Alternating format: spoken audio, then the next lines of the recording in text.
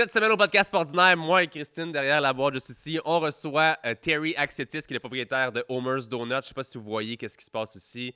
On a faim en ce moment, guys. L'épisode est vraiment super. On parle de Terry qui n'a même pas de scolarité, il a l'âge secondaire, mais un travailleur, un workaholic, a travaillé des centaines d'heures à chaque semaine dans sa vie et le fait encore aujourd'hui pour créer ce concept-là. Il vise 100 franchises dans les 5 prochaines années. C'est un concept complètement viral qui va vraiment bien en ce moment. Vous allez adorer l'épisode d'aujourd'hui et si c'est le cas, vous pouvez laisser un 5 étoiles sur Apple Podcasts, Spotify et compagnie. Faites-le pour Christine derrière qui tient la boîte. S'il vous plaît, guys, un petit like. Bon épisode tout le monde.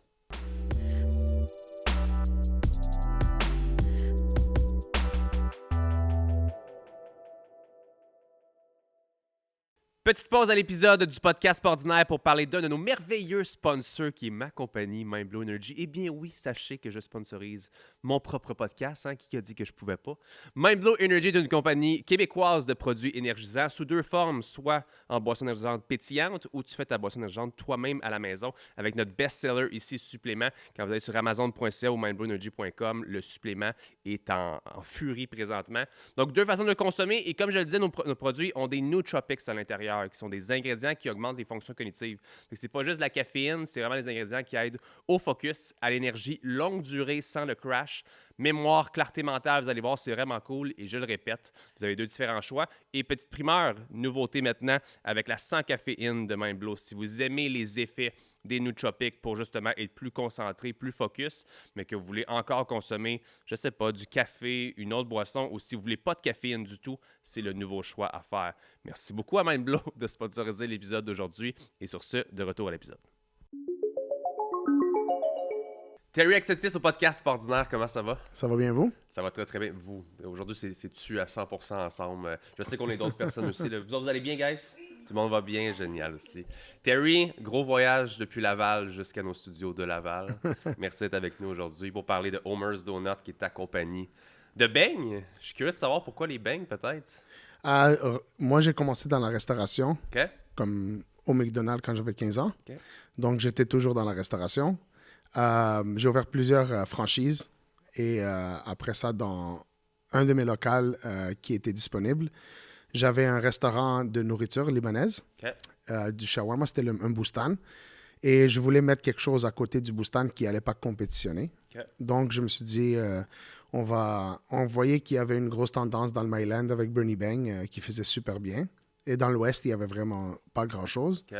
Donc, on a fait nos tests, on a essayé... on a commandé nos boîtes, on a fait du bon marketing parce que j'ai quand même 27 ans d'expérience dans la restauration. Et ça a pogné et on est très chanceux. C'est très cool. J'aime beaucoup le marketing derrière Homer's, tactiquement. On va en parler en masse aujourd'hui. J'ai juste envie de te ramener en commençant un peu plus dans le passé. Tu m'as dit ton nom de famille est grec. Oui. Est-ce que toi, tu as déjà habité en Grèce? Non. Donc, la famille s'est installée ici très tôt. Ton enfance, peut-être, ça a l'air de quoi, peut-être? Ouais, j'ai grandi à Parc Extension. Dans mon père travaillait, ma mère, elle était à la maison avec les enfants. Dans un appartement, dans un 4,5 avec mes deux sœurs, une chambre pour les deux, pour mes sœurs et moi. Donc, on n'a pas vraiment grandi avec beaucoup, mais on a grandi avec tout. You know? So, pour nous, c'était assez. Mais tu sais, quand tu as commencé à travailler comme un jeune, tu fais un peu d'argent, tu aimes ça parce que tes parents ne pouvaient pas te donner de l'argent. Donc, j'ai commencé à l'âge de 15 ans et j'aimais l'argent parce que je ne l'ai jamais eu. Donc, c'était une motivation pour travailler beaucoup d'heures. Donc, la première été que j'ai travaillé au McDo, toutes les heures qu'ils pouvaient me donner, je les faisais. Donc, dès l'âge de 15 ans, je faisais 50, 60 heures semaine et j'étais à l'école. En même temps? Oui. Après ça, j'ai arrêté le secondaire. Peut-être parce que je faisais un peu d'argent. Moi, j'ai vu ça et je me suis dit, je suis bon au travail, mais j'ai gradé les échelons. Mes parents n'étaient pas très contents parce qu'ils voulaient que je continue les études, mais je n'étais pas très bon aux études. Donc, j'ai juste foncé au travail. Je travaillais 100 heures semaine, 2 jobs, dès l'âge de 17 ans. Et après, je me suis acheté un triplex. J'ai acheté ma maison. Avec un workaholic. Un workaholic parce que la motivation... Peut-être c'est pas la meilleure chose à dire aux jeunes, mais c'était l'argent pour moi. Mais parce que je ne l'ai jamais eu, peut-être c'était plus ancré dans moi et ça m'a aidé. Je peux aider ma mère, ma famille. Donc, pour moi, ça me donne le bonheur et je suis chanceux aussi. Ma femme, elle m'a connu à 17 ans. Je l'ai entraîné au McDo. OK. J'étais son entraîneur. Après bon, ça, ça. on est parti en couple et on s'est mariés. Mais elle m'a toujours connu en train de travailler beaucoup d'heures. Donc, honnêtement, ma vie a toujours été travailler 100 heures semaine. Et là, je ne peux pas arrêter. Même si je gagne bien ma vie, Ouais. c'est devenu une habitude. Comme un hobby. Ouais, mais j'aime ça parce qu'au final, c'est vraiment la comparaison entre, il y a beaucoup de gens aujourd'hui qui veulent atteindre le succès ou la richesse, peu importe, très rapidement. On est dans un ère où ça peut aller plus vite, je pense, qu'à l'époque en même temps. Ouais. Mais de ton côté, je pense que tu as toujours été quelqu'un qui se mettait à 200% dans le travail. Je pense que les valeurs de l'argent viennent avec le travail. Au final, est-ce que j'ai tort? Oui, parce que moi, je ne savais pas comment devenir... Ouais. je ne savais pas comment être riche, on va dire. Right? Ouais. Tu te dis, OK, si tu travailles tant d'heures, tu gagnes bien ta vie. Ouais. Et par la suite, je me suis dit, OK, je vais me lancer en affaires. Mon père avait une poissonnerie. C'était pas la plus occupée, c'était à Parc Extension. Ouais. C'était juste lui et son partenaire. Mais mon père aussi, il travaillait 70 heures semaine. OK. Et il n'y avait pas d'employés. T'as connu ça. Donc, j'ai connu cette partie. Je me suis dit, OK, il a été capable de nous mettre dans l'école. Mes sœurs ont allé à l'université et tout. OK. Donc, j'ai dit, je vais faire la même chose. OK. Et j'étais au McDonald's, j'ai monté les échelons, mais après, je me suis acheté un Subway. OK. Ça, c'était ma première À business. 25 ans, je pense, c'est ça? Je me trompe pas? J'ai acheté un Subway à 25 ans. OK. Ouais.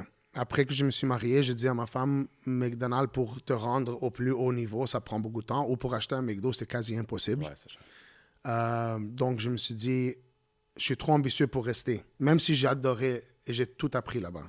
C'était la meilleure école pour un businessman dans la restauration. Mais je me suis dit, je vais m'essayer. Je suis allé un peu cowboy. J'avais un peu d'argent, je l'ai tout risqué dans le Subway. Ça s'est bien passé, j'ai ouvert 3. OK, ah oui. Après, on a passé un petit creux parce que Subway a eu des mauvais moments. Il y avait des années noires. Maintenant, ça a recommencé à aller bien, mais il y avait Jared, leur spokesperson, qui s'est fait arrêter pour la pédophilie. OK, je sais pas. Après, il y a eu le gars qui avait perdu beaucoup de poids. Peut-être être plus jeune que moi, ça. Tu Un le petit savais peu. pas. Non? Après ça, il y a eu comme un reportage que le poulet n'était pas 100%. Il y avait Ouais, ça, je me rappelle du ça. soya. Après, le pain, il y avait comme quelque chose qu'ils mettent dans des pneus. Et moi, je m'étais là et je voulais me tuer. You know? Ouais, J'ai 3 business et les 3. Donc là, je me suis dit, mais j'ai appris. Laisse pas tous tes œufs dans le même panier. OK. Donc, après ça, quand ça allait mal, j'ai pris quand même tout mon argent et j'ai ouvert un Boostan à côté de mon Subway. OK. Et c'était mon magasin, mon restaurant le plus occupé. OK. Donc là, je me suis dit, OK, moins de royauté. OK, le contrat de franchise était plus profitable pour le franchisé. Ouais. Lui, de Subway, c'est sûr, c'est une multinationale avec un livre comme ça. Je ne l'ai même pas lu quand j'ai acheté le Subway. C'est pas bon. Lisez lisez-les. Mais je l'ai vu comme ça. Moi, je me dis, je suis assez bon. Je connais comment faire de l'argent. Mais je regrette de ne pas avoir lu. Parce que tout était au bénéfice de Subway. Mais même si je l'aurais lu, je pense que je l'aurais acheté anyway. Ouais. J'étais trop motivé pour le faire. Mais après ça, quand j'ai ouvert mon deuxième Boostan à NDG, Sherbrooke West, lui, il a pogné fureur. OK. Et après ça, c'est basically... The rest is Ça, history. c'est le rest is history. Ça, c'est quand ma vie a changé un peu. OK. Un restaurant qui me faisait beaucoup d'argent. Celui-là m'a aidé à acheter un Mr. Puffs, m'a aidé à ouvrir 2 autres Boostans. J'ai vendu mes Subway. Donc, lui, c'était vraiment le magasin prioritaire. Et il y avait un local à côté qui était un restaurant de vegan qui a fait faillite. OK. Et j'avais dit au landlord, si jamais un magasin ferme à côté de vous, laisse-moi savoir parce qu'un peu la communauté de la restauration savait que mon magasin était très occupé. OK. La dernière chose que je voulais, c'était un compétiteur. Ouais. Tu dis, moi, prendre le So, local. je l'ai pris le local. OK. J'ai ouvert une chaîne de burgers. Ça allait bien. OK. J'ai ouvert 5, actually. J'ai ouvert 5, pas moi, mais j'ai franchisé ça. OK. La COVID a poigné. Yeah. J'ai tombé malade. J'ai eu une pancréatite, tombé malade. Mais après ça, c'était comme 2, 3, 4 mois. J'avais pas l'énergie de travailler 100 heures semaine. Ça m'a pris un peu de temps de me remettre. Mais je me suis remis, pas en forme, là, mais j'ai perdu 70 livres. J'étais 300 livres à un certain moment. C'est vrai? Ouais. So, j'ai perdu 70 livres parce que je me sentais que je ne pouvais plus travailler à la même vitesse. Mais la business a souffert un peu. Donc, j'ai dit aux franchisés, payez-moi pas des royautés. On a cancellé le franchise agreement. J'ai vendu leur magasin pour les aider. On a récupéré. Mais j'avais lui à côté de Boostan. Je l'ai juste fermé. J'allais le mettre nouvelle administration. Quand je l'ai fermé, le Boostan augmenté de vente encore plus durant la ouais. COVID. Parce que pizza, sushi, bouffe libanaise, grecque, durant la COVID, le Uber les a aidés. Donc, il y a la moitié des restaurants qui a eu comme un boost et il y a l'autre moitié qui ont eu comme un... Comme burger, c'est pas vraiment une bouffe qui est bien livrée. Okay. Là, le monde commence parce qu'on a commandé des boîtes. Ouais. So, like, le monde sont adaptés à la nouvelle vie après COVID. Ouais. Mais moi, j'avais pas le temps, donc je devais focuser sur mon boostan parce qu'il faisait beaucoup de ventes. So, je me suis dit, je vais attendre, je vais mettre un concept de dessert. C'était fermé pendant 1 heure. Non, j'avais le Mr. Puffs déjà, mais je voulais créer un concept de dessert pour pas compétitionner avec mon boostan. Donc. J'avais vendu mon Mr. Puffs, j'avais vendu pas mal tout, j'avais juste 2 boostans qui me restaient. Parce que j'ai récupéré mon argent. La COVID, j'ai eu un peu peur, mais quand j'ai ouvert le Homers, après ça... As-tu encore ce fameux boostan-là? Je viens juste de le vendre. Okay. Parce que j'avais besoin de mon partenaire. Okay. J'ai un partenaire d'opération. Okay. Et je voulais pas faire la même erreur que le burger. Ouais. Parce que le burger, j'étais tout seul. So là, si quelque chose m'arrive, je touche du bois, j'espère que non. Voilà. J'ai une équipe qui peut gérer tous les magasins et qui peut s'assurer que le roulement, tout n'arrête pas. Et la business continue. J'ai du monde en charge aussi, les franchisés. Et tu veux jamais répéter la même erreur 2 fois. Hey, moi, je te parie un brun que tu n'as jamais entendu ce que je vais te dire dans une pub d'assurance. C'est une assurance qui est remboursable. Oui, monsieur. Genre, si t'arrive de quoi, t'es payé. Mais si t'arrive absolument rien, puis je te le souhaite, t'es quand même payé. Bien, une assurance comme ça existe, puis c'est exactement ce que comparer ma prime t'offre. Laisse-moi t'expliquer. Ça s'appelle l'assurance maladie grave remboursable. Genre, si tu pognes quelque chose, une maladie grave, un AVC, cancer, whatever, t'es payé. Mais si de l'autre côté, il t'arrive rien, t'es remboursé à 100% par l'assureur. Parce qu'on va se le dire, à l'hôpital avec ta carte soleil, c'est cute, mais ça vient avec une file d'attente, même si c'est gratuit. Puis l'affaire, là, ça clique santé, whatever, tu le sais que tu vas avoir juste un chirurgien en dedans de 6 mois, genre. Bref, c'est le genre d'assurance qui, je pense, peut être vraiment utile pour avoir à compter juste sur toi-même, non pas sur le système. S'il t'arrive de quoi, tu peux avoir 100 000, 200 000, 500 000, mais si de l'autre côté, il t'arrive rien, puis je me répète, je te le souhaite, tu vas pouvoir être remboursé. Ça fait une belle épargne ou une belle retraite. Anyway, moi, je trouvais ça intéressant de le mentionner aujourd'hui. Je trouve ça super cool. Si toi aussi, tu penses que ça peut être bon pour toi, va faire une soumission et regarde si l'assurance maladie grave peut être utile. T'avais-tu ouvert le boostan dans le temps que ça commençait à devenir populaire au Québec? Parce qu'il y a comme un moment où il y avait beaucoup... J'étais un des premiers. Okay. J'avais ouvert le 3e boostan à Ray Lawson, mon premier. C'était le 3e et le 5e magasin. Là, ils ont vendu à 70. Mais j'étais chanceux. J'avais juste une feuille. Mon contrat de franchise, c'était une feuille. Okay. Tout bénéficiait à moi. J'avais presque pas de royauté. J'étais très chanceux. Et là, ils ont commencé à bien faire. Et eux, la COVID les a explosés. Comme Poulet Rouge, comme je te dis, tous les concepts poulet, riz, qui est très facile, sushi, qui est facile à livrer, ont eu une... Le COVID les a aidés. Là, en ce moment, c'est sûr que dans un podcast, on en parle très rapidement, mais ça me sonne quand même comme si tu as ouvert, possédé, eu plusieurs franchises quand même très rapidement. Est-ce que je me trompe ou est-ce que c'est quand même vraiment pendant plusieurs années? Non, de 25 ans à 40 ans. Donc, 15 ans, j'avais Subway, Boostan, tout. C'est comme une 15 années de franchise. Je voulais toujours devenir le franchiseur parce que j'avais même mes propres idées. Pas que les franchiseurs que j'avais n'étaient pas bons. Mais ils étaient très bons, mais ils avaient leurs idées à eux. Moi, j'ai mes propres idées à moi. Et une chose que moi, ça m'a toujours... Peut-être c'est la meilleure chose que je t'ai franchisé. Tu commences avec un certain montant de profit et après, tu fais plus de ventes et tu fais moins de profit. C'est sûr, tout le monde prend un peu d'argent de la nourriture. Ils essayent de prendre de l'argent de la construction. Je me disais, je construisais des magasins à 300 000 et après, l'autre magasin, c'était 700 000. So, tu te dis, comment ça peut? So, c'est sûr qu'il y a quelque chose en arrière de ça. Tu ne veux pas les juger parce que c'est leur business. Ils ont le droit de la gérer comme ils veulent. Et toi, tu fais un montant d'argent. Mettez-le franchisé. C'était leur création. Ils ont le droit de faire de l'argent. Moi, je pensais juste que c'était un peu trop gourmand. Pas tout le monde, mais ça arrivait que le monde devenait trop gourmand. Après, il y a eu la peur. Est-ce que s'ils le vendent à un autre groupe, est-ce que ça va être pire? So, tu n'es quand même pas en contrôle de ta business. Je dis ça et j'ai des franchisés. Tu comprends? Moi, de mon côté, j'essaie de montrer à mes franchisés que je ne suis pas gourmand. Ouais. C'est sûr que je veux faire mon argent. Ben oui, J'ai bâti la bannière avec mes partenaires. Mais on essaye notre mieux que nos franchisés font 20% de profit. OK. Et qui est très rare dans notre industrie. Il y a peut-être 2-3 compagnies dans tout le Québec qui fait 20%. OK.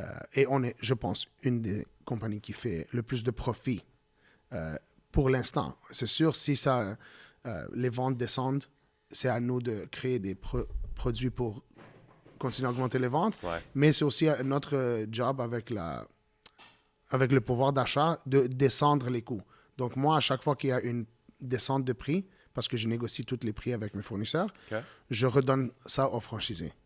Jusqu'à temps qu'ils arrivent à un food cost de 32%, qui est comme les grosses chaînes, McDonald's, Tim Hortons, sans charger 12% de royauté marketing. Ouais. Donc, on peut toujours rester dans le domaine de faire 15 à 25% de profit.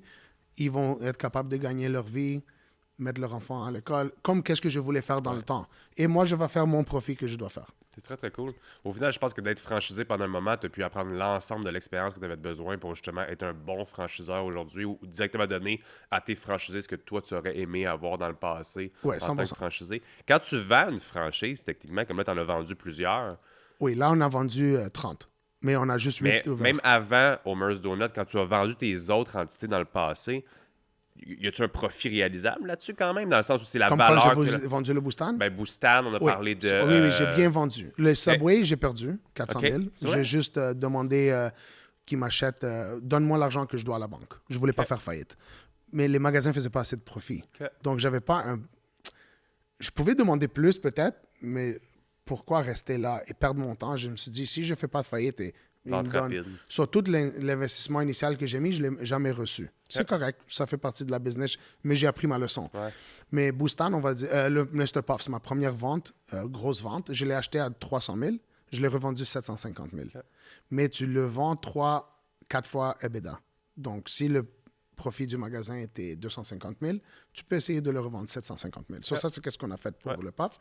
Et le Boustan à NDG, je l'ai vendu 900 000. Parce qu'il était mon propriétaire. Lui, à la Chine, je l'ai vendu 460, je l'ai acheté à 250. Ça, c'était dans le bon temps. You know, quand on avait le droit de juste peinturer le magasin, juste mettre n'importe quoi, c'était un peu à la old school. C'était au début de la franchise, quand ils voulaient juste grandir pour grandir. Mais là, tout est fait de la bonne manière à Boustan, à Mr. Puffs, même à Homer's. Nous, on a commencé ça dès le début de... être une franchise. Même le premier magasin qu'on a construit, le monde pensait que c'était une franchise. Parce qu'on l'a construit de cette manière. Ça, c'était le but, you know. Tu disais tantôt, justement, tu n'as pas fini le secondaire. Techniquement, tu as quand même l'air quelqu'un de chiffres. Même, je te vois dans tes vidéos que tu fais souvent, comme, tu sais, tu as l'air d'être bien dans le contrôle des chiffres. Est-ce que tu sens peut-être que le manque, on va l'appeler le manque d'éducation, le manque de poursuivre tes études, a pu affecter peut-être ta carrière d'entrepreneur? Ou est-ce 100%. Que tu sens que... Ouais, j'aurais pu, comme là, mon fils me dit, tu sais, il ne voit papa faire de l'argent, ou whatever, et il pense que, pour lui, c'est venu facile, right? Tout va être... Moi, je devais travailler pour créer une vie pour moi-même. Mon père ne pouvait pas me laisser de l'argent. Donc, il n'est pas un enfant. Mon fils est très intelligent, mais il est très bon à l'école. Moi, je n'étais jamais bon à l'école. J'étais bon en maths. Ça, c'était ma force. Maths, gymnastique, on va dire art plastique. Ça, c'était mes 3 cours que j'avais du succès. Mais il me dit, je veux travailler pour la compagnie un jour. Donc, je lui dis, si tu veux travailler pour la compagnie, il faut que tu vas faire quelque chose que je ne sais pas faire. So, comptabilité, économie, légal, comptabilité, quelque chose qui peut m'aider. Parce que moi, je dois payer du monde, mais je ne sais pas si je me fais avoir ou non. Mais je pense que je travaille avec du monde honnête, mais je dois comme m'entourer du monde. Parce que j'ai un manque d'études dans certaines parties. Les chiffres, je suis bon. Je pense que j'ai pas peur. Mais ça, tu l'apprends. Ça, c'est un entrepreneur. J'ai pas peur de prendre des risques. Ça, c'est des choses que j'ai dans moi. Je suis peut-être un bon communicateur avec mon équipe. J'ai réussi à avoir des employés tout le temps. J'ai jamais eu un manque d'employés. Je suis ami avec tous mes employés. Un bon leader. So, j'ai des choses qui m'aident dans la business, mais les choses que je suis pas bon, je m'entoure. Comme même mes emails, c'est pas moi qui les lis. Je réponds à toutes les emails, mais ma secrétaire m'appelle. Avant, c'était mon partenaire. Elle avait toutes mes emails. Elle m'appelait Terry. Mais elle répond pour moi. OK. Parce que je ne veux pas faire de fautes d'orthographe. Ouais. Ou...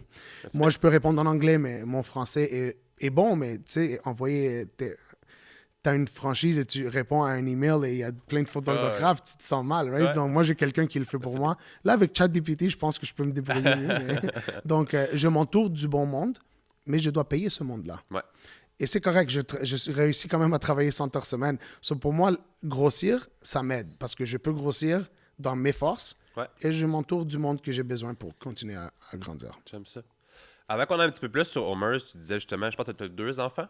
Oui. Avec ta femme depuis 17 ans, donc ça fait quand même pas mal d'années que vous êtes ensemble aussi. Je suis avec ma femme de l'âge de 17, sauf 27 ans. C'est fou ça. Félicitations. C'est quasiment Merci. mon âge, by the way. J'ai 30 ans. 31 ans maintenant. Fait que, Félicitations. Merci beaucoup. Techniquement, comme ça, j'aime tout le temps poser cette question-là. La dynamique papa versus entrepreneur, comment est-ce que tu vois ça? Comment tu as vécu ça? On a parlé un petit peu de ton père qui travaillait énormément. J'imagine qu'il y a peut-être plus une dynamique. Étais-tu plus proche de ta mère? Puis toi, comment est-ce que ça va maintenant avec tes enfants de ce côté-là? Je vois comment tu veux inculquer ton gars, puis je pense que c'est une belle amélioration de ce que toi, tu as eu dans le passé. Mais comment tu vois ça, la dynamique papa-entrepreneur? Regarde, peut-être c'est pas la meilleure chose que tu peux dire dans le moment de la vie de tout le... Ouais. Tu veux que la femme, l'homme, c'est 50-50. Ça, je peux comprendre. Moi, j'ai jamais vu ça. T'as pas connu ça? Parce que ma mère était une housewife. Ouais. Mon père travaillait. Ouais. So, moi, j'étais toujours ma mère, la bouffe était prête. Je me suis juste habitué à ça. Ouais. Et quand j'étais avec ma conjointe, elle travaille. OK. C'est sûr, moi, je veux pas qu'elle travaille. Mais elle veut travailler. Elle veut travailler. So, je la laisse. Ouais. Je lui dis rien. C'est sa vie. Elle Ouais. peut travailler, elle peut faire ce qu'elle veut. Mais on a une relation un peu plus traditionnelle. OK. Et dès l'âge de 17 ans, j'ai toujours travaillé. Même avant qu'on sorte ensemble, je travaillais tout le temps. Donc, c'est pas comme si elle est habituée à quelque chose de différent. OK. C'était très dur pour elle. Moi, j'aime travailler. Pour moi, c'est aller au travail, c'est comme aller à un match de hockey canadien. Ouais. So, mais pour elle, élever des enfants, c'est sûr, on était nouveaux parents, c'était dur pour elle, mais elle avait le support de sa mère. Et elle a une bonne famille. Donc, je pense qu'elle était bien. Je suis sûr, si tu l'interviewais, peut-être elle va te dire que c'était très dur. Ouais. Mais pour moi, elle m'a jamais fait... elle m'a jamais donné un feeling de tu dois être à la maison, j'ai besoin de l'aide. Regarde, quand j'étais à la maison, j'essayais de tout faire mes tâches à moi, ou sortir la poubelle, couper le gazon, ou nettoyer la piscine, whatever. Ouais.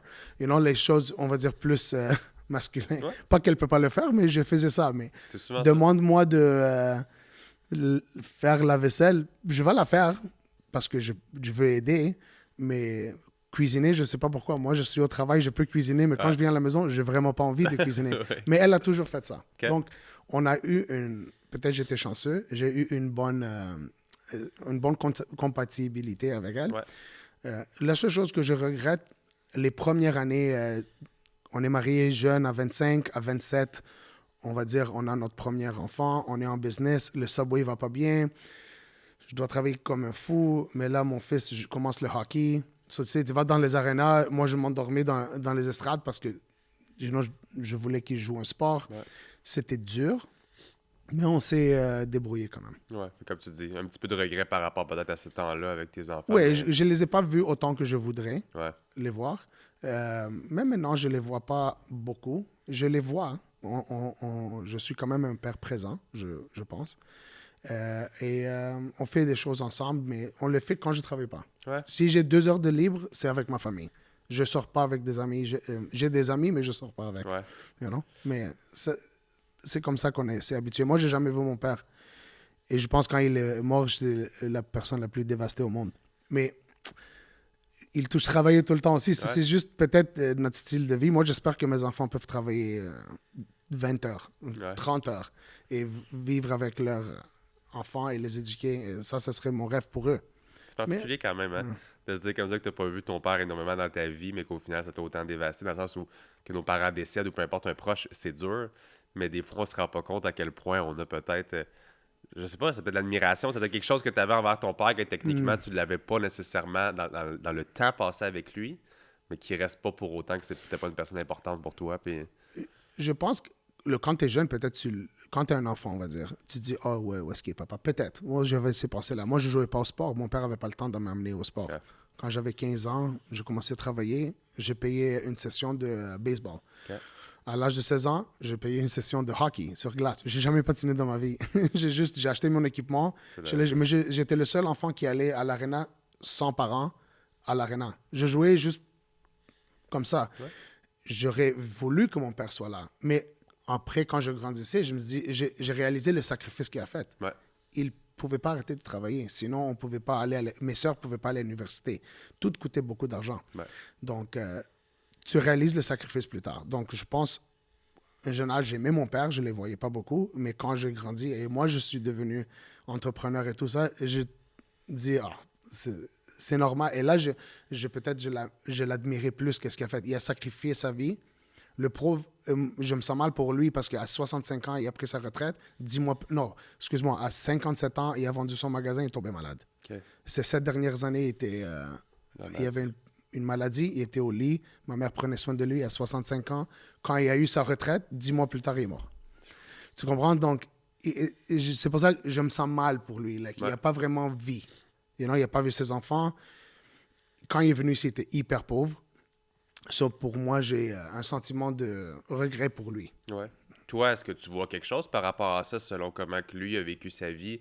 Est-ce que toi, ça te donne une espèce de spark qui dit, ben moi aussi, à 55 ans, à 60 ans, est-ce que tu vois un stop pour, comme tu dis, profiter de la vie? Dans le sens où on le sait, les entrepreneurs, tu l'as dit, toi, tu profites de ta vie à fond parce que le travail, t'adores ça.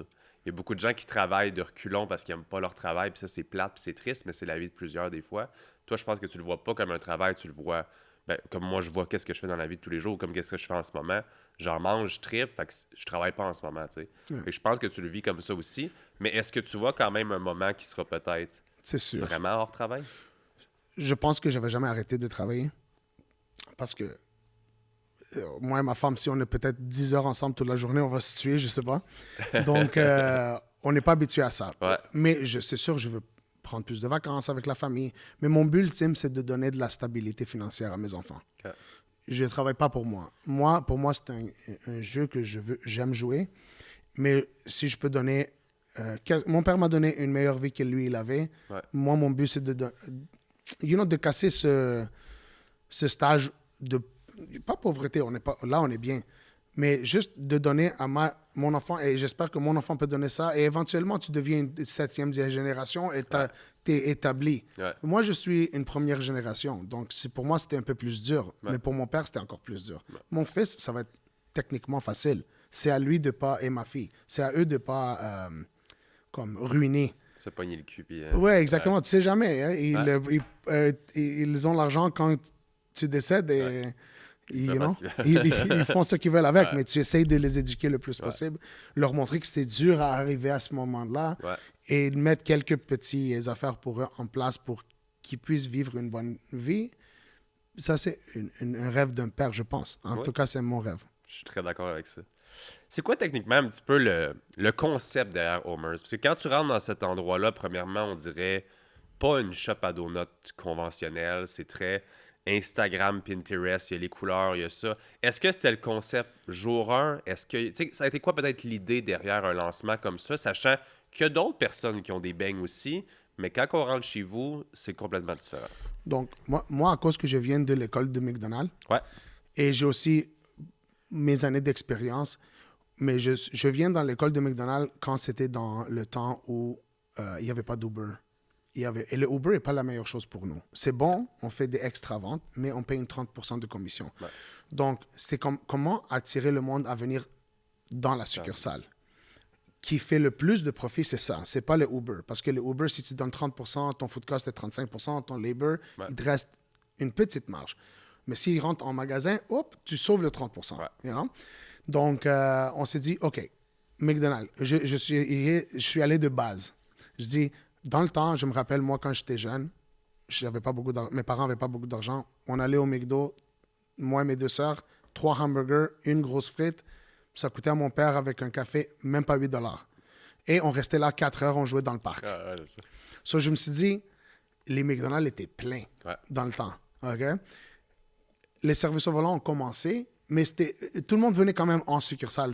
Mais le vibe de McDonald's avant, ils le faisaient...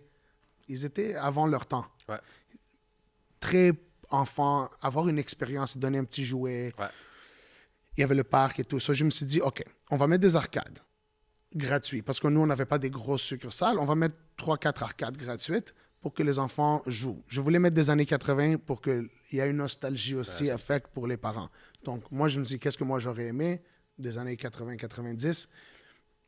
Et les enfants, n'importe quel jeu, que ce soit 80-90, ils vont le jouer. Après, le père va dire, oh, je vais te montrer comment jouer Pac-Man ou Street Fighter ou quelque chose. So, ça crée, qu'est-ce que je voulais. Après, je dis, McDonald's était bon à faire une expérience. Un peu comme vivre une expérience. Tu viens pas pour la baigne.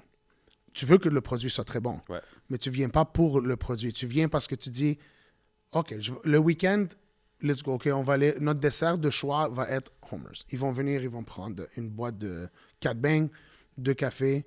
Ils vont rester là 1 heure. Ça va leur coûter $15. C'est abordable. Ouais. So, on a dit, et faire une belle boîte pour amener au monde à la maison. Donc, les enfants viennent, on donne un sticker ou on va donner un petit beigne gratuit. Tu essaies d'avoir cette client, entrepreneur, expérience. Ouais. Et ça a fonctionné. Et après, on est très Instagrammable, comme tu dis. Ça, c'était sûr pour la jeunesse.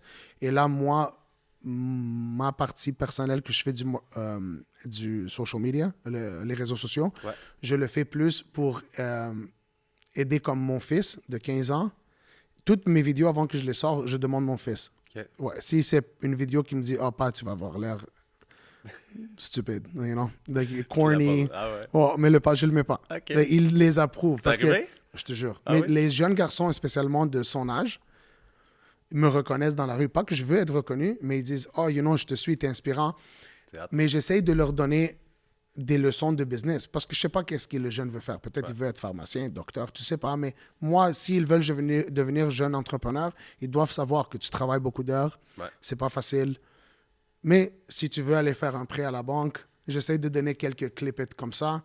Et aussi, mon gars de réseaux sociaux, il a 17 ans ou 18 ans maintenant.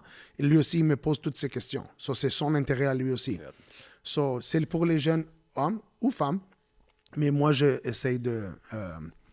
mon réseau social à moi, c'est plus qu'est-ce que le monde serait intéressé s'ils veulent être en affaires. Business. Et je me suis séparé de ma page de Homer's. So, Homer's, maintenant, c'est juste Homer's.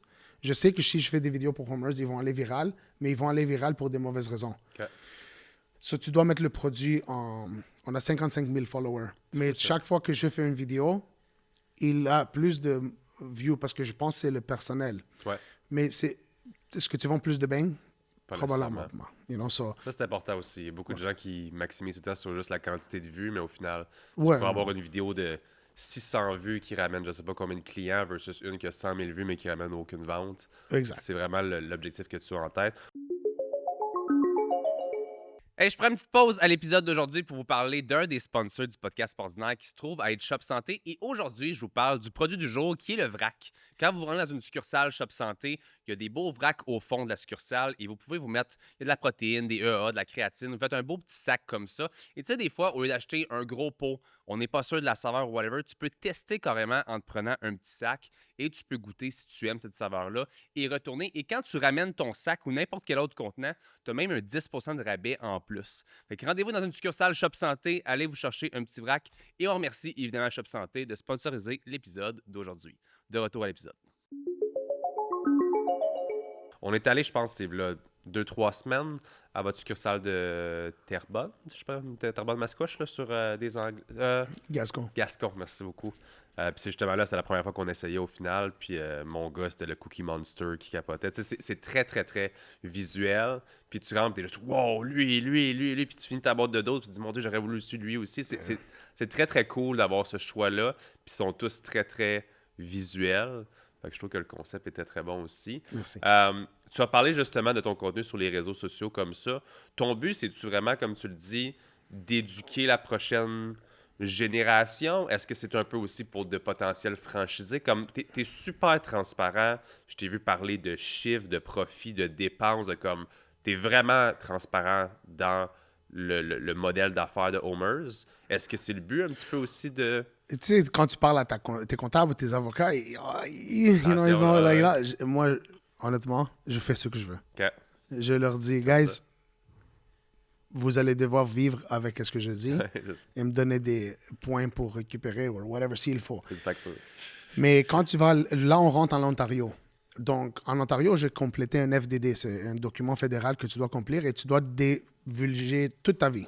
OK. Tes profits, si tu as fait des faillites, si tu as commis un vol, si tu as un dossier criminel, tu dois tout décrire. Tu dois mettre les ventes de tes magasins, tout. Donc, moi, si je veux aller voir le FDD de Crumble, je peux aller le voir. So, aussitôt que j'ai complété le FDD et je sais que ça va être public un jour, je me suis dit, je vais poster des vidéos. So, Ça change. qu'est-ce que c'est le rapport? Je vais montrer ces vidéos-là, je vais être transparent. Donc, j'essaie d'être le plus transparent possible. C'est sûr, il y a des choses que je ne dis pas parce que je veux pas mettre la compagnie dans des problèmes. Ouais. Mais le plus que je peux être transparent, je vais l'être. Donc, et je pense que ça aide la business. Ça m'a aidé à vendre des franchises. Quand j'ai dit les chiffres, j'ai eu 50 personnes qui ont appelé pour des magasins. Après, j'ai du monde qui m'ont appelé ou m'ont envoyé des messages.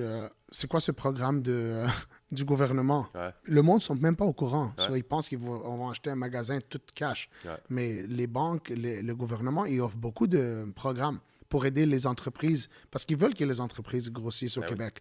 Mais il y a beaucoup de monde qui sont pas mal éduqués. Ils sont juste pas éduqués. OK. You know? Donc, si je peux donner un peu d'aide, pourquoi pas? J'ai-tu n'importe quoi ou est-ce que j'ai déjà vu quelqu'un en parler à New York? Oui, on va aller à New York. OK. On va aller beaucoup de places. Mais Ouais. New York, c'est signé et tu vas voir le premier. Peut-être le monde savent, mais Dubaï aussi est signé. Ah ouais, c'est vrai? Et l'Ontario. Ouais. Qu'est-ce qui fait comme ça que tu as une facilité peut-être à déjà aller dans d'autres marchés? Puis tu sais, on en a parlé tantôt, tu sais, moi j'ai des boissons, of course, on est zéro dans le même genre de marché ni rien. Mais tu sais, nous, on est très local, puis après ça, mettons, Ontario, puis après ça, le reste du Canada. Puis qu'est-ce qui fait que vous autres, vous avez vraiment la possibilité, mais aussi juste l'envie d'aller aussi vite à l'extérieur? C'est-tu parce que le concept de franchiseur-franchisé est quand même facile à dupliquer? Est-ce que c'est ce que vous avez créé techniquement? OK, il y a 3 raisons que je le fais. La première raison, je ne veux pas saturer trop le marché au Québec. Donc, si je voulais, j'aurais pu déjà vendre 50 magasins au Québec. OK. Mais si je le fais, tout ce que je fais, c'est je le grandis juste pour ce collapse à la fin. Parce que le monde, ça ne va plus être une destination. Moi, je veux que le magasin, on va dire un à Laval, destination. Peut-être un jour, je vais faire des points of sale, des points de vente, où on envoie les beignes là-bas, ils vendent pour quelques heures par jour pour aider le magasin ou pour si c'est un emplacement très achalandé, mais on ne veut pas faire beaucoup de succursales. Ça, c'est le point numéro 1. Quand tu ne veux pas faire beaucoup de succursales, tu as tes franchisés qui font beaucoup d'argent et tous mes franchisés, ils supplient pour des magasins. OK. Mais j'ai les ralentis. You know? Le gars de Laval, il me dit, je vais ouvrir 2 autres à Laval. OK, oui, on voudrait d'autres. Oui, je dis non, on va aller à Terrebonne. Lui, il a ouvert Terrebonne. OK. Il ouvre Blainville. Mais c'est 20 km. OK. Donc, pas que je veux aller rapidement, c'est à cause du chiffre d'affaires et peut-être que le produit roule, je vois qu'il y a un potentiel. Là, j'ai du monde qui m'appelle pour tout autour du monde. Oh, ce concept-là fonctionnerait là. Les réseaux sociaux font de la magie. Ouais. So là, moi, j'ai pas peur. J'ai pas besoin d'un gros montant d'argent pour vivre. Je suis une personne quand même, j'ai pas de montre, je ça vis va. très modestement. Je veux juste donner à ma famille. Sur tout le reste de l'argent, c'est un risque, mais j'embauche beaucoup de monde. Okay. Donc, j'ai déjà gaspillé presque 300 000 en légal pour ouvrir le marché des États-Unis et tout, parce que je crois en notre concept, je crois en notre produit. Et la troisième raison, why not? Pourquoi pas nous? Ouais. Pourquoi est-ce que Crumble l'a fait, McDonald's l'a fait, toutes les chaînes américaines grossissent? Pourquoi pas une chaîne du Québec? Il y en a eu d'autres, Tim Hortons a grandi. Ils ont de la misère à rentrer dans les États-Unis parce que les États-Unis le font compliqué. Ils veulent pas, mais on est là, on est jeune, on se dit, on va prendre la chance. Et moi, je veux, avant de mourir, je veux m'essayer. Yeah. Je veux voir how far, combien on peut en ouvrir, mais pas tuer le marché, comme je te dis. Les ouvrir un peu partout. Le modèle de Mr. Pretzel, j'aime beaucoup. Ouais. Parce que lui, il a vendu à 200 millions et tous ses magasins sont très loin un de l'autre, mais il a fait tout le Canada. Okay. Et après ça, il a vendu. Il n'a pas rentré dans les États-Unis parce que c'est un peu plus dur, comme je te dis. Les lois là-bas sont chères à rentrer. So, si tu ne sais pas que tu peux fonctionner, le monde dit oublie les États-Unis. Okay. Mais moi, je pense que c'est très américain qu'est-ce qu'on fait aussi. Ben oui, définitivement, mais comme puis surtout au Québec, je veux dire, habituellement, quand on voit un beigne, c'est pas cette grosseur-là, ni même, tu sais, Ouais. c'est pas très canadien, la C'est grosseur ça. des beignes, Ouais, c'est- mais je trouve que c'est ce qui rend ça unique et différent aussi. Fait qu'au final, c'est très, très bien d'avoir un concept comme ça que tu rentres, qu'on est ébahi par la grosseur. C'est ce qu'on voit souvent des Canadiens aux États-Unis qui font comme, mon Dieu, c'est donc bien gros la nourriture, les affaires, les portions. Mais quand tu rentres chez Homer's, tu peux pas. Et nous, parce qu'on n'est pas gourmand, on fait un gros chiffre d'affaires. So, j'ai un très bon, juste 8 succursales, j'ai un très bon pouvoir d'achat. Ok. Que j'ai réussi à. Je suis un très bon négociateur. Donc, je suis peut-être pas un meilleur négociateur avec mes franchisés, avec mes fournisseurs. Je suis Intraitable. très, très sévère avec eux. Ok. Ils me donnent un très bon prix, donc je peux garder le prix bas. Là, le monde, peut-être, il y a du monde qui vont penser que c'est cher, je comprends. Mais une beigne de cette grosseur aux États-Unis se vend à 5 $. Ok. Même mes compétiteurs ici au Québec, ils réussissent pas à faire ce prix-là. Moi, les premiers mois, je perdais de l'argent. Même si je faisais beaucoup de ventes, je faisais pas de profit parce que mon coût d'aliment était horrible. Mais je me suis dit, j'ai le volume, un jour, je vais négocier mes prix. Et là, je négocie mes prix, évidemment, et il ne veut pas me perdre comme client, donc il me donne ce que je veux. Et on a baissé beaucoup nos coûts d'aliments. Donc, aller aux États-Unis avec ce prix-là, et le produit là-bas va être encore moins cher, je pense que je vais tuer le marché aux États-Unis. Crumble, tu vas là-bas, tu achètes 6 biscuits à 26 US. Ici, tu achètes 6 beignes, 18. Canadiens, 15 US. Ouais. Si je vais là, même avec un prix 18 US, le monde va dire, c'est quoi ça? Moi, je connais tous mes compétiteurs aux États-Unis. C'est bon. Même au Québec, en Ouais. Ontario, je connais toutes les beignes, presque dans tous les endroits que je vais aller. J'adore ça. Je pense que tu disais à Christine, justement, puis je pense que je t'ai vu le faire en vidéo aussi. L'objectif est 100 succursales, est-ce que c'est ça? Oui. C'est mon... tu sais, tu fais comme Kent Hughes, tu sais, 5 années pour rendre à la Ouais. Coupe Stanley. Ah Donc, ouais. réalistiquement, tu dis, mon 5-year plan, c'est quoi? 100 magasins. C'est un objectif pour l'équipe. Ok. Pour motiver mes agents, mes courtiers qui trouvent les emplacements, mon monsieur qui fait la construction, mes avocats, toute mon équipe personnelle interne. On veut arriver à 100 succursales. C'est sûr, on ne va pas le faire si on voit qu'il y a des failles dans la business. Ouais. Mais on a déjà une équipe de 12 à 8 succursales. Donc, j'ai plus de staff que j'ai besoin, mais parce qu'on envisage aller avec plus de Ça a-tu succursales. été difficile de monter cette espèce de système-là, un peu de franchise, où est-ce que, techniquement, comme tu l'as dit, là, c'est pas juste de vendre un magasin, puis c'est d'avoir quelqu'un dans la construction pour aider, légal, c'est d'avoir une équipe qui gère les franchisés. Ça a tout été difficile sans... Je vais pas dire sans expérience, parce que je pense que tu avais l'expérience en tant que franchisé dans le passé, mais est-ce que tu sentais que tu avais déjà comme tout ce qu'il te fallait? Et c'est très difficile. Ouais. Mais j'ai deux partenaires. OK. J'ai ma partenaire Zineb qui fait... et c'est pour ça que j'ai vendu le Boustan. OK. Parce que j'avais besoin de eux pour qu'on puisse continuer la croissance. Donc, Zineb, elle fait tout marketing. OK. Et au début, c'était moi qui faisais, on va dire, tout. Zineb est rentrée, elle faisait sa partie à elle. Et après, mon partenaire Noriel est venu de Boustan. Ça, c'est les 3 partenaires. OK. Donc, Zineb faisait marketing et développement de produits.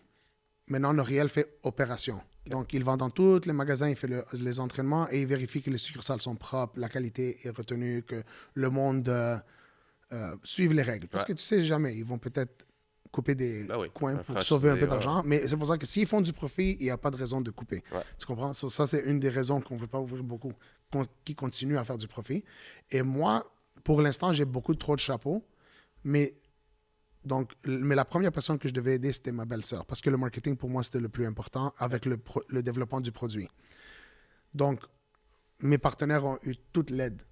Pour moi, je n'ai pas eu de l'aide à l'interne. Mais j'ai trouvé, honnêtement, un contracteur phénoménal qui fait toutes les constructions à un bon prix. Il ne crosse pas le monde. Tu sais, il y a beaucoup de monde Ouais. dans la business qui sont croches. Après ça, j'ai un super bon comptable qui m'aide avec tout le côté légal.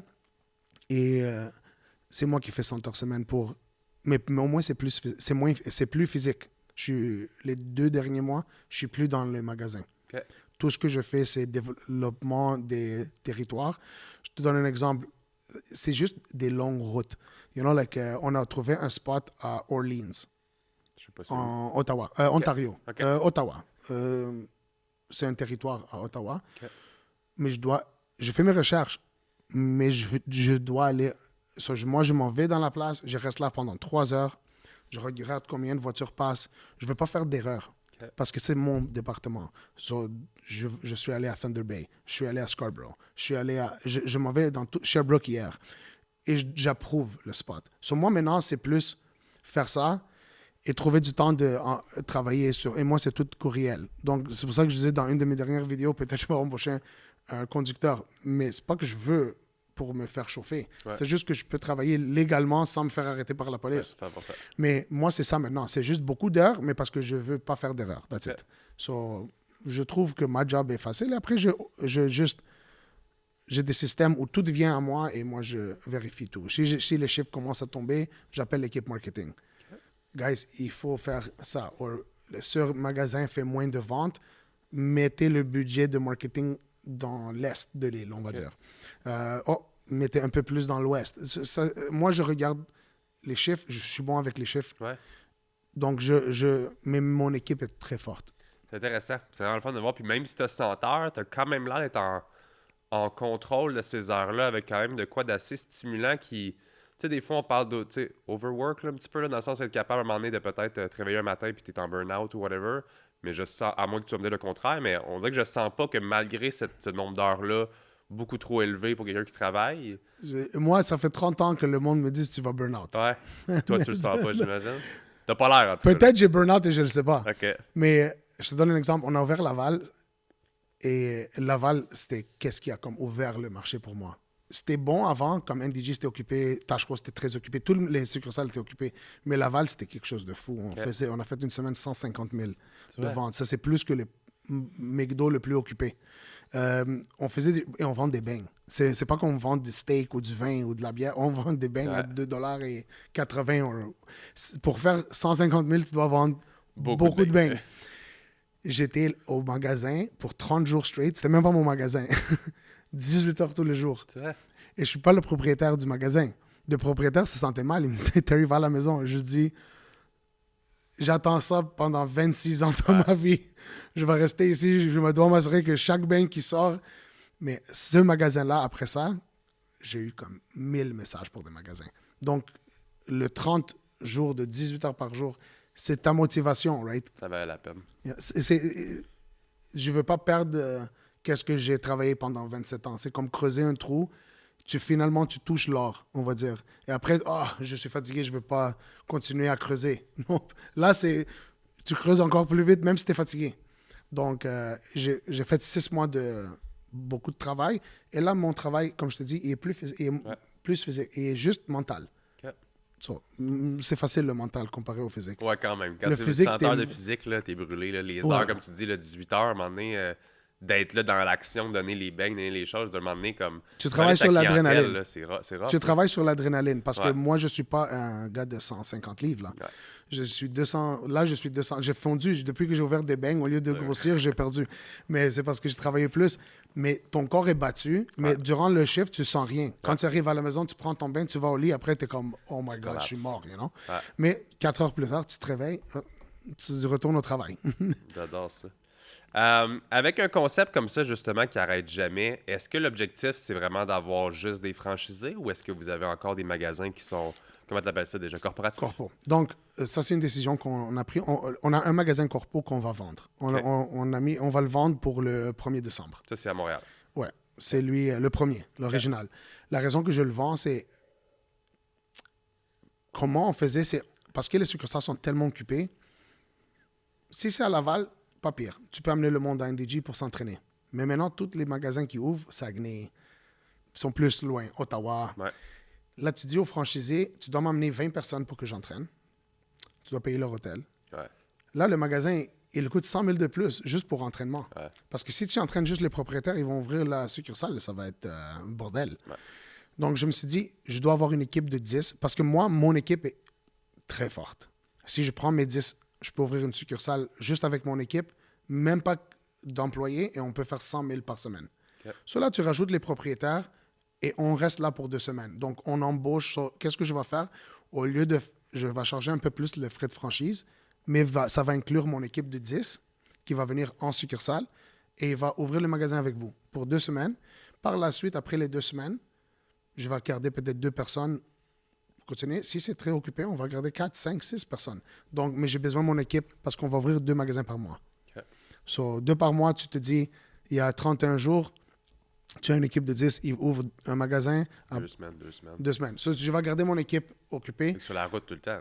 Ils vont être sur la route tout le temps. Ouais. Mais ça va être le frais de franchise qui va couvrir Les ce payroll. Et si jamais il y a un magasin qui n'ouvre pas, cette équipe-là, on va dire, OK, on a un problème dans ce succursale-là, allez les aider gratuitement. C'est juste, au moins, tu as ton manpower.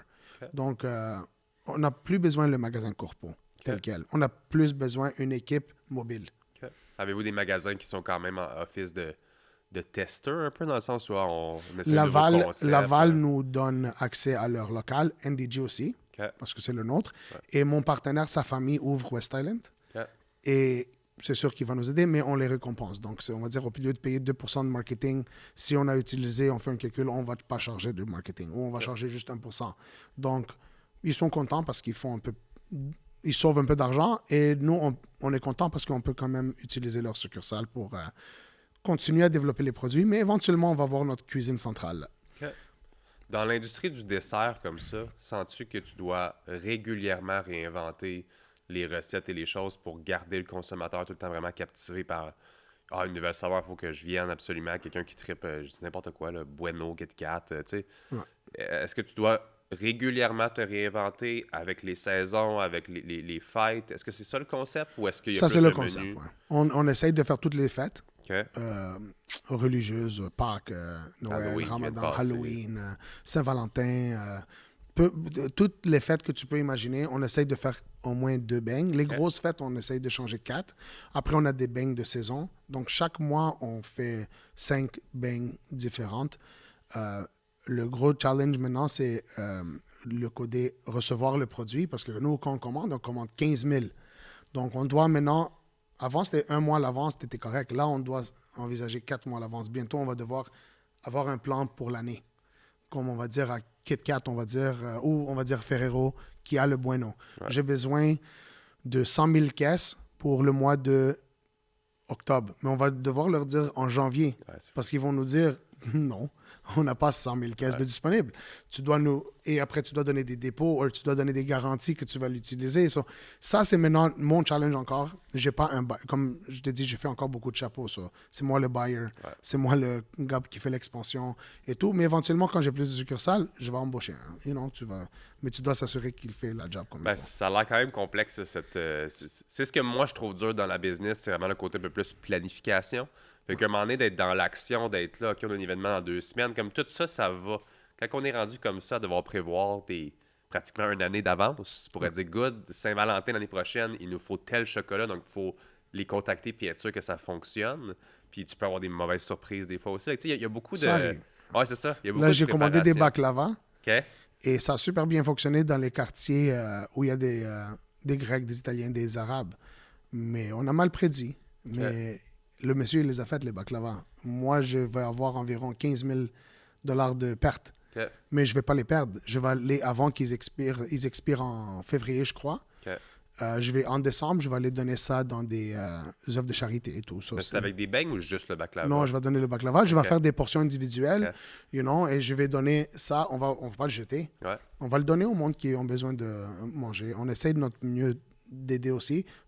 Moi, je donne des garanties à mes fournisseurs. Je peux être plus strict et dire non, prends le coup. Moi, je t'ai pas dit de commander tant. Parce que ça, c'est une erreur pas interne. Ça, c'est une erreur. Ouais. Mais je vais jamais faire ça. Parce Ok. que je vais avoir de bonnes relations avec mes fournisseurs. Ils m'aident. Donc, on va s'aider. Il m'appelle une fois, il me dit « Hey, Terry, j'ai du stock ici, on va dire des guimauves. » On avait arrêté de les commander parce qu'on a changé un des beignes. Ok. Il y avait 20 caisses. Je dis « OK, pas de problème. » J'appelle mon partenaire. Fais une beigne avec des guimauves. That's it. On les a passés. On va jamais les laisser. Oh, débrouille-toi. Et il y a ça dans la business. Oh non, moi, je fais rien. Si tu me veux, tu me perds comme client. Tu peux être arrogant comme ça, mais quand c'est pour la bouffe, c'est pas bon de jeter de la c'est un peu bouffe. différent, On va s'en occuper, on va le passer. Je te pose la question, tu me dis si tu veux répondre ou pas. Justement, avec une industrie comme ça où il doit y avoir de la perte, il doit y avoir plusieurs... Y a-t-il une stratégie avec ça? Tu sais quoi? On a de la perte. OK. Pas beaucoup, OK. parce qu'on a un bon système. Ouais. On fait ça maintenant, mais on change la procédure pour aider les franchisés à diminuer leurs coûts. Donc, nous, on fait les beignes et après, on a des pains de beignes. Et on a une personne qui travaille jusqu'à la nuit. Comme ça, tu peux servir les beignes toute la journée. Okay. Toutes les beignes, le plus possible. Peut-être les dernières heures, tu vas avoir moins de sortes. Mais à la fin, on va dire qu'il nous reste 100 pains. Ça coûte $30. On attend, on va peut-être mettre... quelqu'un va mettre une promotion sur Uber, je ne sais pas. Les franchisés, ils gèrent ça comme ils veulent. Mais si on va dire à la fin, il leur reste 50 pains, c'est $15. C'est pas beaucoup d'argent. Mais nous, on ne veut pas jeter le pain. On ne le sert pas le jour après. On roule ça dans du sucre et cannelle. On le donne dans...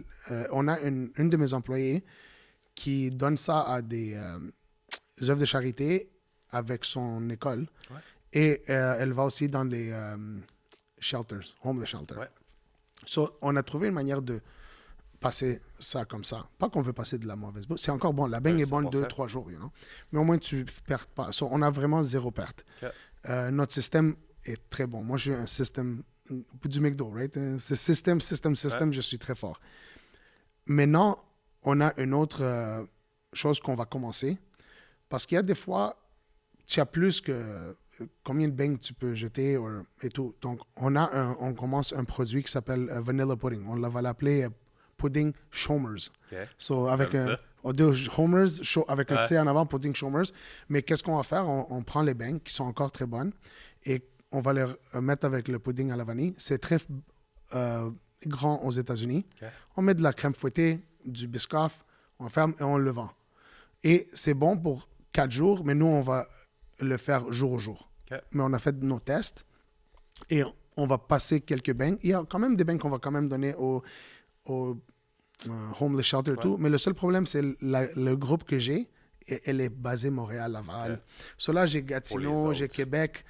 Eux, ils jettent les beignes. Ouais. Donc, c'est un peu dommage. Je ne veux pas qu'ils les jettent. On essaye de leur dire, trouve une œuvre de charité si tu peux. Mais dire à un owner, va, prends ton temps, amène ça, c'est de la main-d'œuvre aussi. Ouais. So, on a trouvé une stratégie plus globale maintenant qu'on peut faire. Mais on encourage nos franchisés, s'il y a des œuvres qui viennent chez toi, et ils disent, on va venir chercher vos beignes. Pas de problème, donnez-les. J'ai rien contre ça. Là, il y a eu du monde qui me disait, si quelqu'un tombe... Mais ils ne peuvent pas tomber malade. On ne donne pas on ne donne pas un produit qui est waste, on va dire, qui est passé date. On donne un produit frais. Là, si même quelqu'un m'achète ma beigne et veut la manger après 1 mois, s'il tombe malade, c'est pas de ma faute. Il l'a acheté il y a 1 mois. You know? So, c'est la même chose. Tu donnes des produits... Tu penses que la personne a de la logique de la manger dans 4 jours, on va dire. Max, ben ouais. C'est pas un steak avec plein de mousse bleue dessus. Et that's it. Parce qu'on j'ai entendu parler d'un système même qui, je sais pas à quel point c'est rendu populaire, mais c'est un peu comme un genre de Uber. To go. Ça? Ouais. C'est comme si tu peux mettre un rabais sur le reste, fait que les gens peuvent se faire dans succursale. Ouais, à 6 piastres ou 8 piastres ou whatever. À Gatineau, ils le font. Okay. Le to go. Les autres franchisés le font pas parce qu'il n'y a pas de... Honnêtement, j'ai zéro waste. OK. Mais tant mieux. Parce qu'on donne. Tout ce qui reste, on le donne. Et le système, même si on a des beignes, on va dire il nous reste 40 beignes, qui a de la garniture, on va préparer des boîtes, on va aller le donner à la station de gaz, aux hôpitaux. Moi, ça c'est en tout cas qu'est-ce que je fais à NDG. Mais, et je sais, Laval l'a déjà fait, Saint-Léonard. Il y a plein de monde qui font ça, mais c'est très rare. Comme la tempête, un dimanche en hiver, on a eu une tempête, chaque succursale avait comme 1000 beignes. Okay. Parce que c'est tombé au boom. T'avais tellement de... Là, j'ai dit, et c'était même dangereux. Cette journée-là, on a jeté. Okay. Les Uber ont fermé. Uber ne voulait plus venir. Ils ont juste arrêté tout. Ça, c'est une fois par année qui arrive. T'as pas le choix à m'emmener. Exact. Tu m'as amené une magnifique boîte de 12 beignes. Je suis pas sûr qu'il y en a un à l'intérieur. Faut que je te demande les ventes, comment ça va au niveau. J'ai vu ça l'autre jour. Les beignes avec, c'est-tu du poulet à l'intérieur ou c'est un sandwich? Ouais, c'est un sandwich. Comment ça se passe, les ventes de ce côté-là? Est-ce qu'étonnamment, c'est un bon vendeur? Parce qu'on va dans une place de dessert. Je n'ai jamais mangé le mix sucré-salé. Si on en voit des fois, c'est des gaufres avec du poulet frit. Ou... Vous autres, vous avez osé le mettre sur le menu. Comment ça se passe de ce côté-là? Tu sais quoi? On a dit on va l'essayer. Ouais. Parce qu'il y a beaucoup de monde, ils aimaient le beigne érable bacon. Ouais. Donc, sucré-salé, un peu cabane à sucre.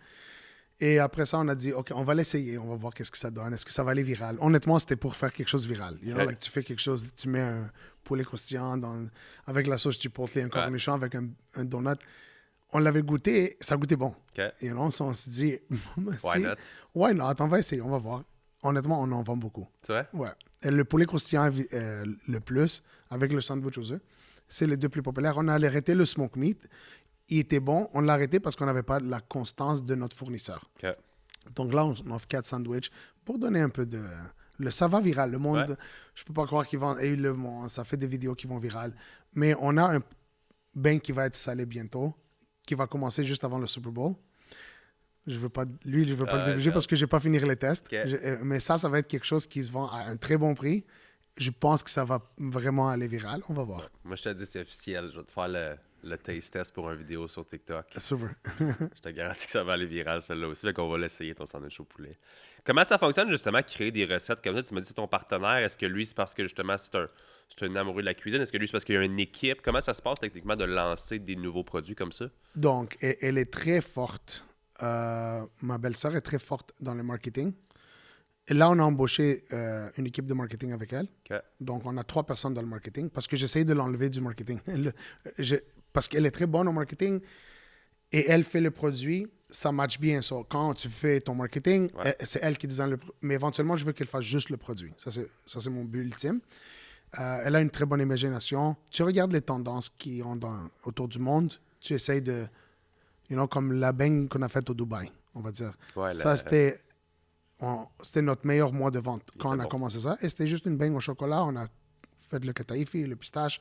On avait déjà ça. On a juste rajouté du kataïfi par-dessus, honnêtement. Mais ça a pogné. Ça a été viral.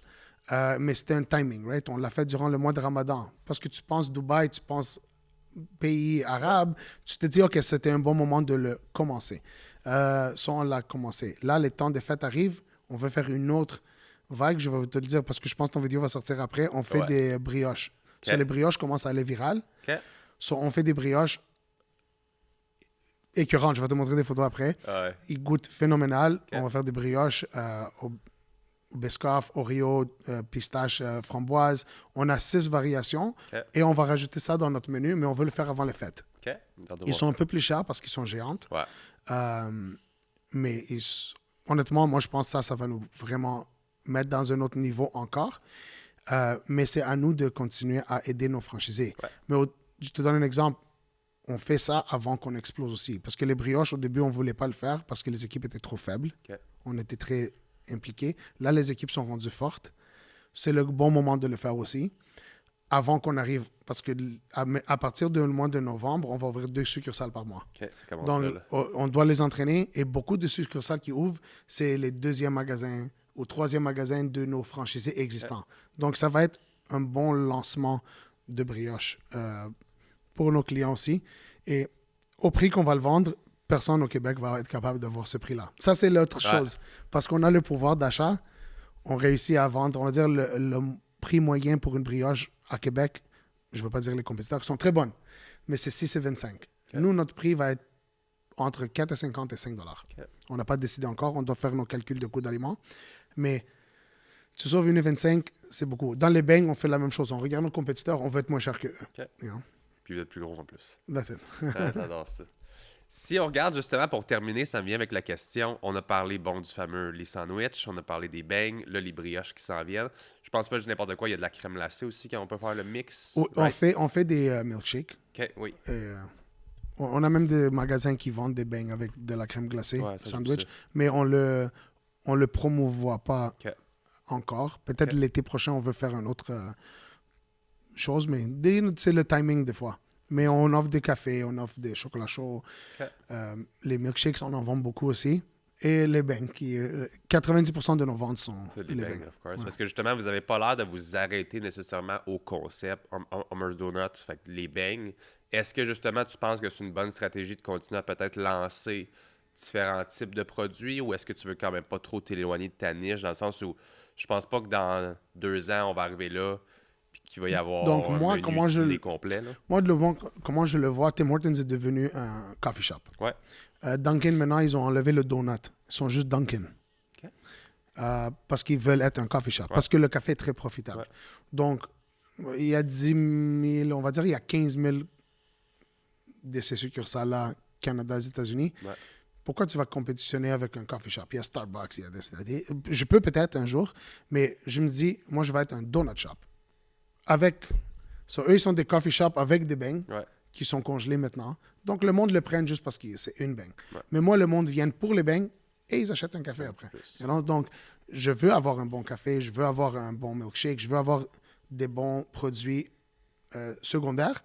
Mais si je focus sur la beigne, il n'y a pas beaucoup de compagnies qui... C'est des beigneries. Fait qu'on va pas nécessairement trop se... Non, je vais rester, je pense, dans cette niche. C'est sûr, les choses comme les brioches, peut-être les brioches vont pogner, je vais devoir mettre 12 sortes de brioches, je ne sais pas. Mais c'est quand même dans la même fonction. C'est une pâtisserie. On est très bon à faire de la pâtisserie. On sait comment faire la pâte. On a tous les bons ingrédients. Donc, ça, c'est notre force dans le marché. Terry, merci beaucoup d'avoir été avec moi aujourd'hui. Honnêtement, comme je t'ai dit, je te promets que je vais faire le test pendant la semaine prochaine pour le fameux burger. J'attends les brioches avec impatience aussi. Félicitations pour tout ce beau travail-là que vous faites, honnêtement. Je pense que ça paye. Je pense qu'on voit Homer's Donut de plus en plus. Puis c'est vraiment... Bon, oui, c'est viral, mais en plus, c'est bon pour l'avoir testé aussi. J'espère pouvoir vivre avec toi ce plan-là des 5 années avec 100 succursales, puis probablement même encore plus aussi. Lâche pas. Merci beaucoup. Merci à vous de m'avoir accueilli. Toujours un plaisir. Et je vous souhaite bonne chance aussi avec vous et vos produits. Merci beaucoup. À la prochaine. Merci, buddy. J'espère que vous avez aimé l'épisode du podcast Pas ordinaire avec Terry d'aujourd'hui. Regarde, j'ai des beignes juste devant moi. Ça va être succulent cette fin de podcast-là. Vraiment un bel épisode. Terry est juste tellement authentique, transparent. Ses vidéos sont cool, son concept est cool. J'ai eu des avant-primeurs même quand on a fermé la caméra. Il y a des belles affaires qui s'en viennent en ce moment. Allez voir ça, Homer's Donut. Et si vous voulez vous-même être une franchise, il y a peut-être des possibilités pour vous autres. Si vous avez aimé l'épisode d'aujourd'hui, vous pouvez laisser un 5 étoiles sur Apple Podcasts, Spotify, YouTube. Laissez un commentaire aussi si vous aimeriez peut-être être sur le show. Si vous n'êtes pas ordinaire, si vous avez une histoire pas ordinaire à raconter ou si vous avez une personne que vous aimeriez recommander pour venir comme invité sur le podcast, écrivez-le en commentaire. On vous lit à chaque semaine. Merci pour votre support et à la semaine prochaine, guys.